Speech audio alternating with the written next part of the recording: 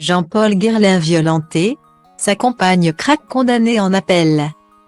Stéphane, fils de Jean-Paul Guerlain, et Christine Cragg, dernière compagne du parfumeur, se livrent une guerre sans merci depuis des années.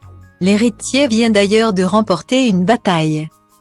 Ce jeudi 12 janvier, comme le rapporte l'Aube, la Cour d'appel de Versailles a donné son verdict sur un nouveau volet judiciaire.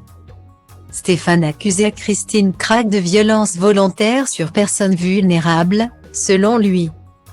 Sa belle-mère depuis plus de 18 ans, maltraitait son père, grabataire et atteint de la maladie d'Alzheimer. Après concertation, la Cour d'appel de Versailles a jugé coupable Christine Cragg des faits qui lui sont reprochés. Pour ces violences et le harcèlement dont elle aurait aussi fait preuve aussi envers un membre du personnel de maison. La Danoise de 64 ans a écopé d'une peine de 4 mois de prison avec sursis et de 2 amendes en guise de dommages et intérêts, une première de 3 000 € pour Stéphane Guerlain. Une seconde de 2 000 € pour l'employé de maison. Des faits pour lesquels elle avait pourtant été relaxée en septembre 2021. Maître Frédéric Belot, avocat de Christine Cragg, a annoncé ce pourvoi en cassation. Guillemets.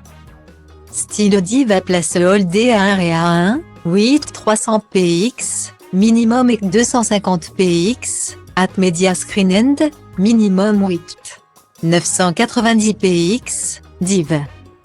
À place Holdé à 1 et à 1, 8 620 px, minimum et 350 px, style.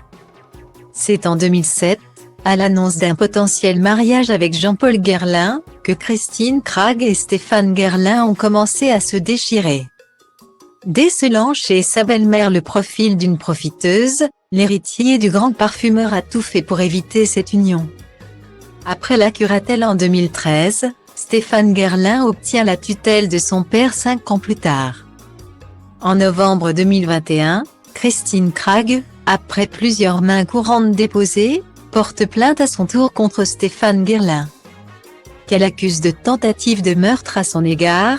J'ai fait l'objet d'une tentative de meurtre. C'est très dangereux pour moi en ce moment. Je suis à la gendarmerie 1 fois par semaine pour déposer des mains courantes. Il m'a même enfermée dans la cuisine dernièrement, il se passe des choses très bizarres, racontait-elle à l'Aube.